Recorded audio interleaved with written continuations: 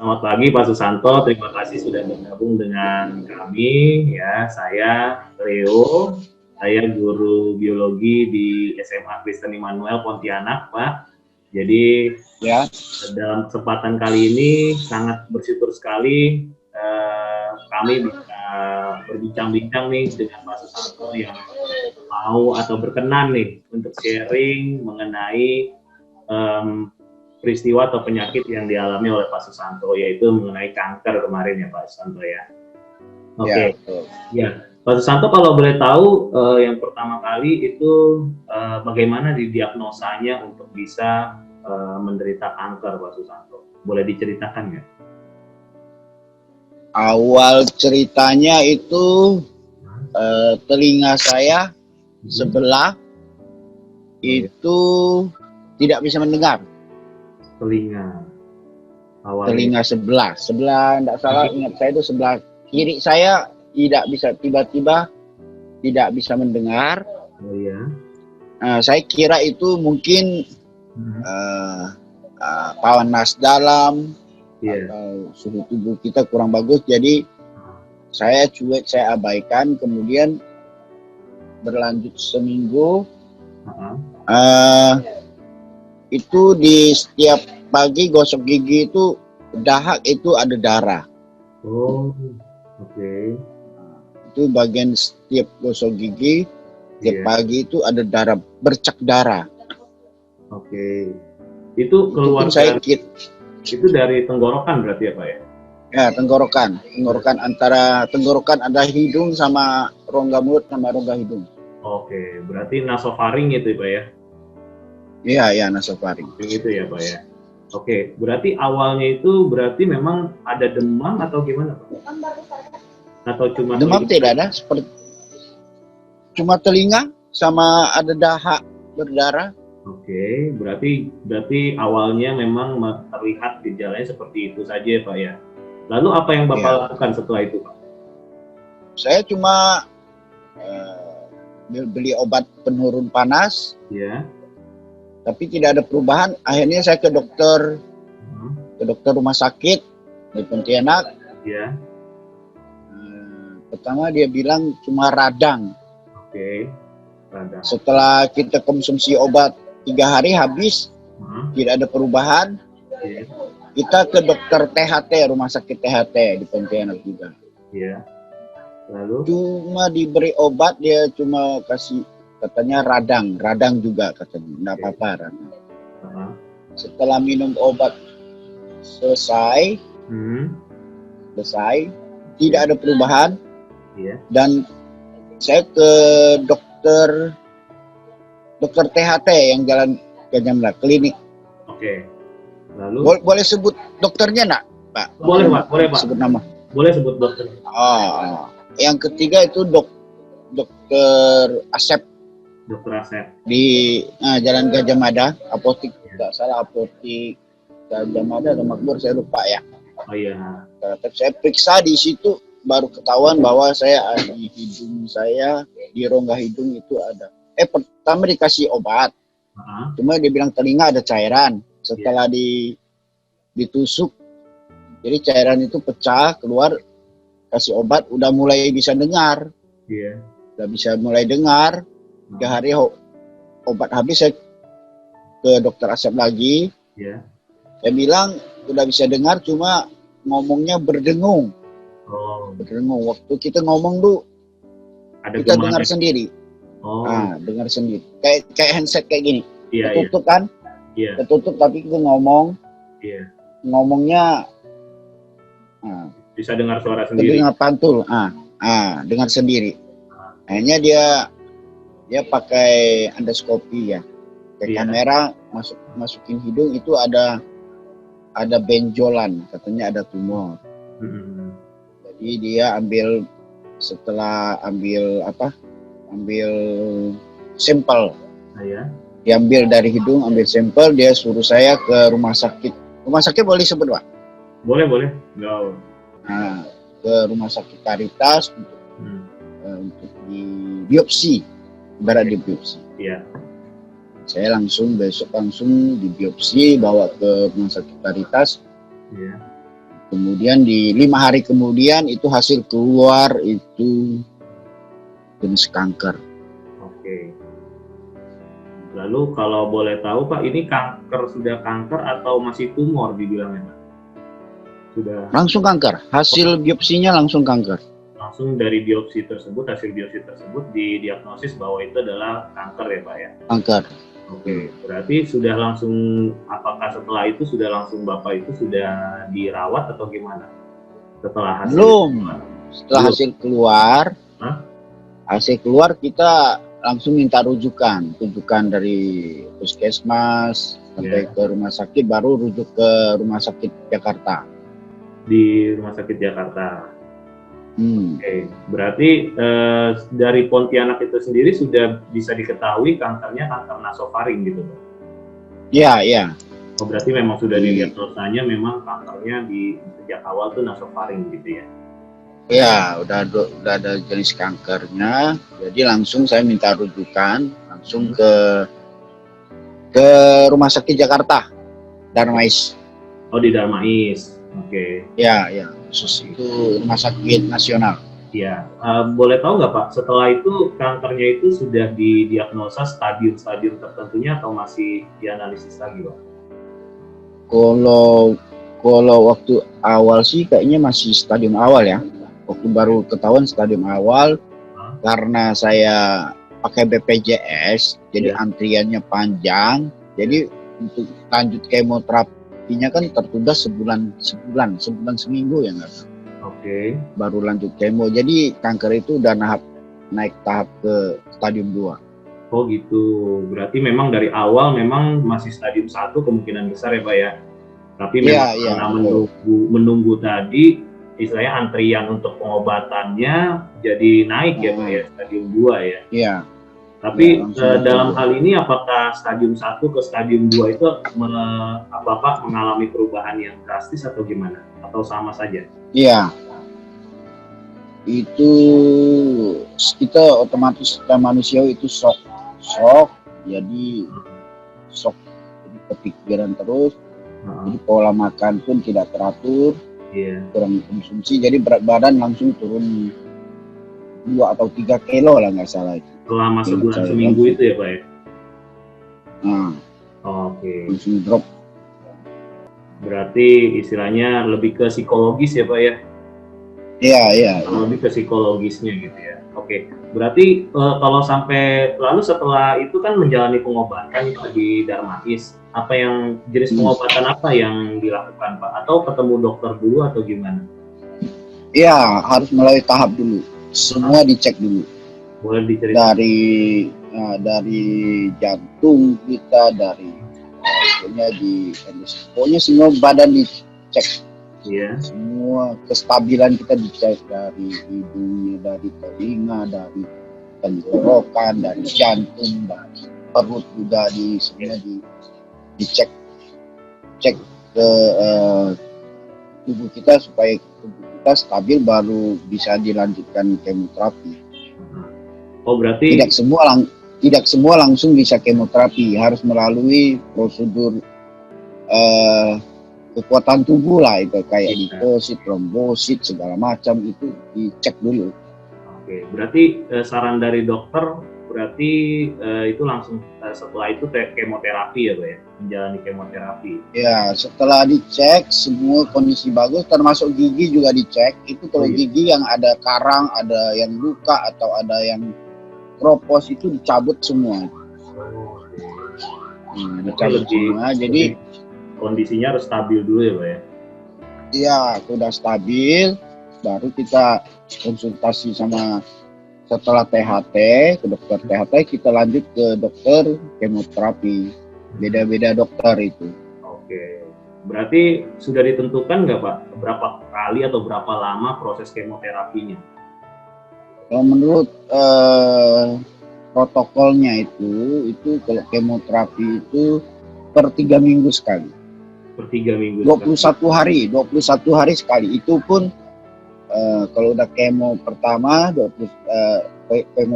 lanjut 3 minggu kemudian itu harus cek badan lagi, stabil badan, baru lanjut kemoterapi yang kedua. Oke, itu berapa kali Pak? Kalau dihitung ada berapa kali kemoterapi Pak Susanto? Kalau saya yang rawat nginap itu 4 kali ya. 4 kali. 4 kali rawat nginapnya itu 4 kali, tapi ada lanjut rawat yang cuma 1 malam atau rawat jalan itu harus 6 kali. Tapi obatnya cuma 1 botol. Kalau yang kemo yang rawat nginap itu 1 minggu, biasa 5 hari, biasa 6 hari itu obatnya mungkin ada 4-5 jenis itu. Kalau yang kemo lanjutan itu cuma 1 jenis. Oke. Berarti kemoterapinya ini boleh diceritakan nggak Pak? Proses kemoterapinya itu seperti apa? Apa yang terjadi? Apa yang dilakukan gitu selama kemoterapi? Kemoterapinya seperti kita infus saja sih. Iya. Berarti dimasukkan cairan gitu ya? Obatnya di dalam cairan itu. Cuma efeknya dari kemoterapi itu sangat berat. Boleh diceritakan Pak efek atau dampaknya ke Bapak sendiri sebenarnya? Efek yang kalau saya pribadi yang rasakan awalnya itu muntah terus, mulut sariawan, rasa hilang, rasa di lidah pokoknya itu tidak ada rasa sama sekali, sariawan, kemudian badan udah pasti lemas karena kekurangan makanan, asupan tidak ada kan, karena lidah tidak punya rasa apa-apa, jadi asupan kurang. Kemudian efek kemoterapi yang keberapa ya, itu saya buang air besar terus, diare terus, diarenya tidak mungkin itu 1 hari mau 34 kali kan. Oh, itu selama kemoterapi seperti itu Pak? Ya. Jadi 4-6 kali itu seperti itu terus? Atau berbeda-beda? Beda, yang pertama berak-berak, buang air besar. Kedua, ketiga enggak terlalu karena tubuh saya mungkin udah mulai adaptasi atau ya. Kedua, ketiga, yang keempat lagi, yang terakhir lagi, begitu lagi. Oke Pak. Sebelumnya saya mau flashback dulu nih Pak. Jadi sewaktu didiagnosis bahwa Pak Susanto mengidap kanker misalnya seperti itu ya, bagaimana reaksi keluarga nih Pak? Ya semuanya sedih, pastinya pasti sedih, shock semua, prihatin, semua. Lalu bagaimana perasaan Pak Susanto sendiri Pak, kalau boleh tahu Pak? Ya otomatis sedih lah Pak, kita shock, sedih, karena yang orang yang namanya dengar kanker itu kan sangat bahaya kan. Iya betul. Awalnya shock, tapi setelah jalani kemoterapi ya dari teman-teman kasih support ya udah enjoy aja jadi harus dinikmati juga. Betul. Susah pun jadi ada support dari teman-teman. Iya.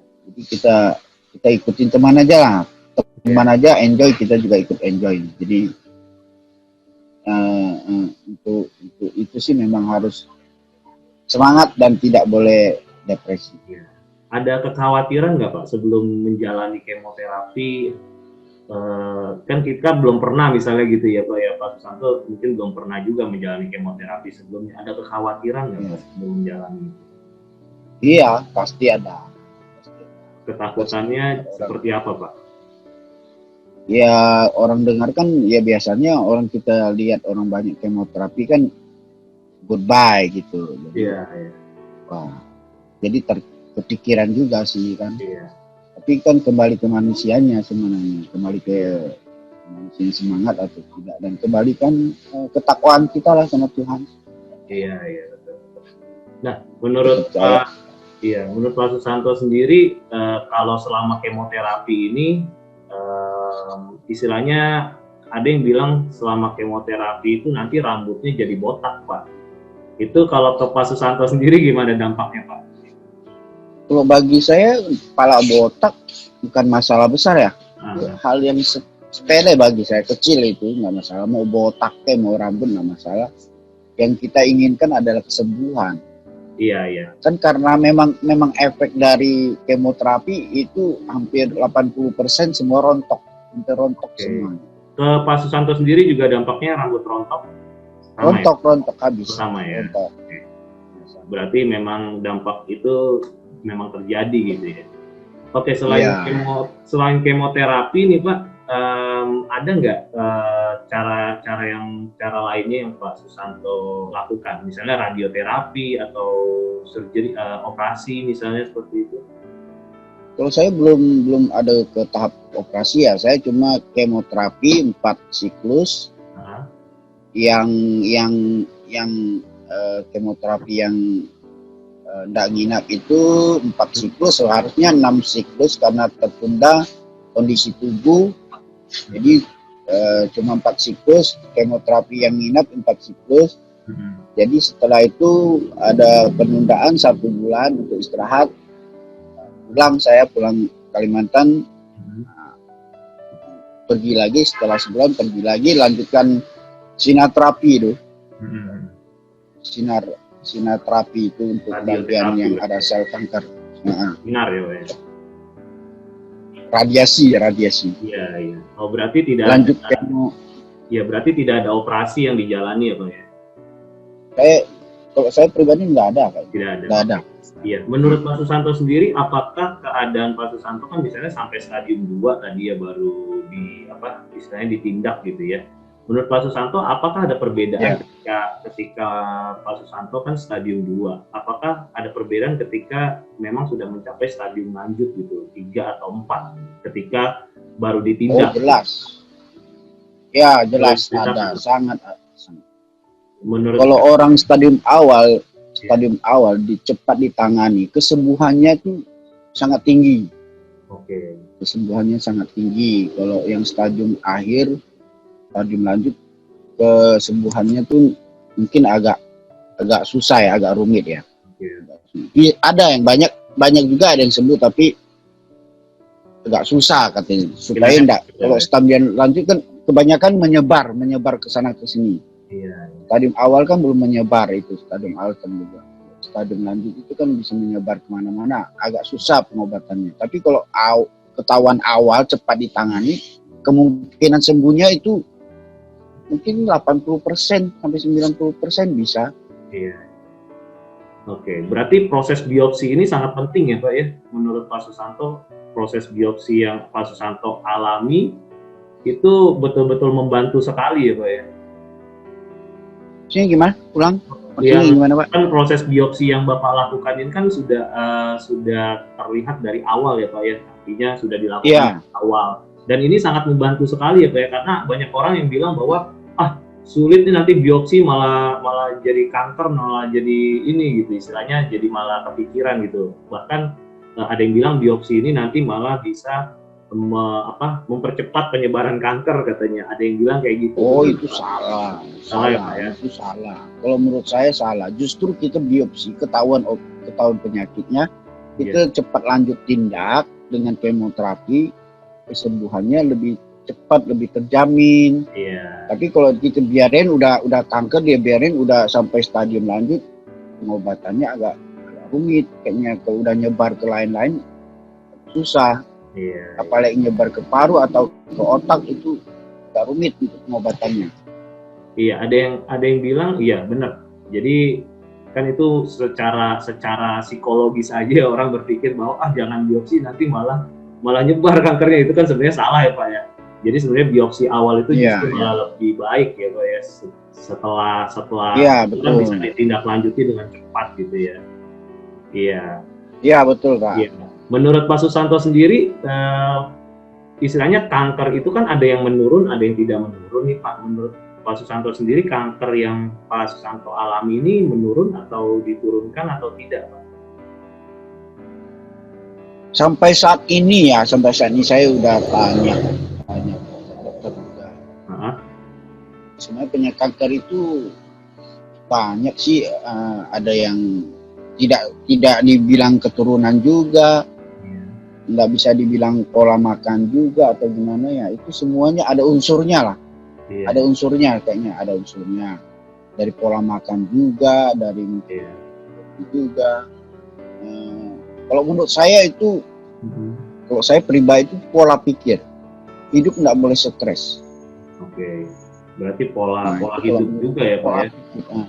Pola hidup kan keseluruhan ya. Nggak cuma makanan ya, tapi pikiran juga ya. Bukan cuma makanan, bukan cuma makanan. Kalau makanan kok bayi juga ada yang kanker. Apa sih bayi makan apa? Kan nggak. Bayi kan belum bisa makan kayak kita orang dewasa. Jadi kalau menurut saya sih pikiran lah lebih bagus dijaga pikiran. Nggak boleh terlalu banyak stres. Ya dalam kasusnya Pak Susanto ini kan boleh didiagnosis bahwa mengidap kanker, tapi penyebabnya menurut Pak Susanto apa? Pikiran yang Pak Susanto ini? Kalau menurut saya lebih menonjol pikiran kayaknya. Bukan dari pola makan, ada pola makan juga, mungkin pola makan itu kurang sehat, jadi didukung pikiran kita kurang fresh. Makanan kita kurang bagus juga, terutama makanan yang ada fermentasi. Dikurangi makanan yang fermentasi itu. Oke, iya Pak. Berarti bukan keturunan ya Pak ya dalam kasusnya Pak Susanto ini ya? Saya juga nggak berani bilang keturunan juga. Ada juga mungkin ada unsur keturunan juga. Kita nggak bisa 100%, nggak bisa bilang bukan keturunan. Ada juga. Maksudnya apakah dari yang terdahulu orang tua punya kanker juga atau gimana, kakek nenek? Kalau dari keluarga saya belum ada. Belum ada, oke. Belum ada. Berarti tidak bisa dibilang keturunan juga ya Pak? Iya. Iya. Jadi obat yang sekarang dikonsumsi masih berjalan Pak? Saya udah stop minum obat sih, cuma kadang efek radiasi, sinar radiasi itu masih ada sampai saat ini. Boleh diceritakan? Jadi kalau kita bagian tenggorokan, bagian leher itu kering. Kering. Air ludah itu kering. Air ludah itu kering. Jadi setiap pembicaraan lama saya atau berjam-jam itu harus butuh air minum. Nah, jadi minum air aqua atau apa, minum air mineral lah. Masih ada efeknya ya Pak ya? Masih sampai sekarang. Jadi kalau efeknya datang, kadang kok saya agak panas dalam, efeknya itu ke bagian leher itu gatal, agak mengembang, dia agak mengembang, gatal. Kemudian kadang telinga itu berdengung dan tiba-tiba pendengaran bisa hilang. Nah, efeknya ada semua. Tapi ini sudah dinyatakan sembuh ya Pak ya? Berarti kan Pak Susanto sudah dinyatakan sembuh ya? Ya puji Tuhan, 7 bulan yang lalu, 8 bulan yang lalu saya udah di bone scan, bersih. Oh sudah bersih? Jadi di bone scan bersih. Jadi untuk setahun kemudian ini saya wajib ke Jakarta lagi check up. Tapi karena COVID ini saya tunda. Saya tunda, saya jadi check up rutin di THT aja gitu. Berarti setelah kesembuhan ini kan sudah dinyatakan sembuh, berarti tetap harus medical check up lagi ya Pak ya, setahun sekali mungkin ya? Iya. Seperti itu. Iya. Nah, apakah masih ada kemungkinan menurut Pak Susanto itu bisa kembali menjadi kanker Pak? Walaupun sudah dinyatakan. Kalau menurut pengalaman saya selama di rumah sakit, ada yang kembali, ada yang sembuh total, ada yang dalam tahap 5 tahun ini saya harus jaga-jaga. Apa yang dijaga Pak? Salah satunya?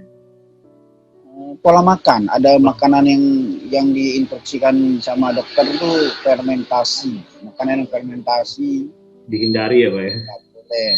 Nah, kalau terutama saya tidak boleh makanan yang bakar-bakaran. Bakar-bakaran yang langsung kena ke arang, paham? Iya.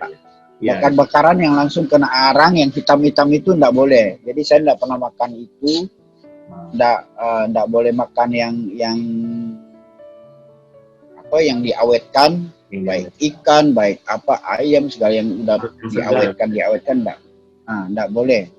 Itu yang dilarang. Oke. Lalu jadi yang terakhir nih Pak, boleh nggak kasih saran ke teman-teman nih yang masih berjuang untuk kanker ataupun juga yang masih sehat nih Pak? Ada saran khusus nggak Pak untuk mereka Pak? Untuk yang udah sakit seperti saya kanker mungkin saya yakin semua pada drop mereka. Itu nggak boleh harus semangat. Intinya penyakit ini harus semangat. Kalau kita semangat, kita enjoy nikmati hidup, itu kayaknya kanker ini cuma diam aja, enggak berjalan kemana-mana, enggak berkembang. Tapi di saat kita shock, pikiran drop, itu dia nyebar. Makin nyebar. Makin cepat berkembang dia. Justru kita lawan aja. Pokoknya aktivitas seperti biasa, seperti kita enggak sakit. Jadi itu kalau untuk orang yang sakit. Kalau untuk orang yang sehat, jauhi makanan yang fermentasi. Oke, jauhi makanan yang udah diawetkan. Yang bakar-bakaran ya Pak? Yang bakar-bakaran. Kalau saya lah bakar-bakaran sama yang fermentasi nggak boleh. Kalau kepengen lama-lama sekali ya is oke lah. Kalau keseringan, keseringan jangan. Jangan tiap hari. Sementara saya nggak konsumsi obat apa, cuma kadang konsumsi obat radang sama minum bajaka aja sih saya. Oh bajaka, berarti bajaka itu memang berkhasiat juga ya Pak memang ya? Kalau saya udah konsumsi setahun lebih, bagus kalau menurut saya pribadi lah, saya enggak bilang lain, kalau saya konsumsi bajaka yang saya beli itu. Iya. Terus terutama untuk imun. Antioksidannya kan sangat tinggi. Iya betul. Jadi minum bajaka itu kayaknya ada semangat seperti itu. Itu aja sih Pak. Berarti Pak Susanto sudah menjalani aktivitas seperti biasa lagi ya Pak ya sekarang ya Pak ya? Iya, seperti biasa, cuma enggak bisa 100% Pak. Tidak seperti yang dulu, kita aktivitas 100%. Jadi saya kalau aktivitas satu harian, besok saya harus istirahat. Cepat capeknya. Iya, agak berbeda ya Pak ya memang ya. Lebih cepat capek itu. Oke, itu saja Pak Susanto ngobrol-ngobrol kita hari ini. Terima kasih banyak Pak Susanto yang sudah mau berbagi untuk kita semua, dan juga untuk teman-teman nih yang masih berjuang melawan kanker, semoga pengobatannya lancar ya Pak ya. Dan juga tetap semangat. Iya, tetap semangat dan bisa menjadi survivor. Iya, tetap semangat. Iya, harus tetap semangat. Dan untuk teman-teman yang masih sehat, tadi sarannya dari Pak Susanto, mari kita jaga pola hidup kita, ya pola makan kita, jangan makan sembarangan ya Pak ya, jangan sering-sering makan makanan yang fermentasi, diawetkan, yang bakar-bakaran gitu ya, sehingga kita terhindar dari kanker gitu ya Pak ya, istilahnya. Iya betul. Terima kasih banyak Pak Susanto untuk waktunya. Sama-sama. Ya, ini akhir bincang-bincang kita. Semoga keluarga Pak Susanto tetap sehat semuanya dan bisa menjalani aktivitas kembali nih Pak. Terima kasih ya Pak. Di akhir saya ucapkan terima kasih, dan teman-teman dari sama-sama Pak. Ucapkan terima kasih sudah berbagi. Terima kasih Pak Susanto. Sama-sama. Salam buat keluarga Pak. Makasih ya. Makasih.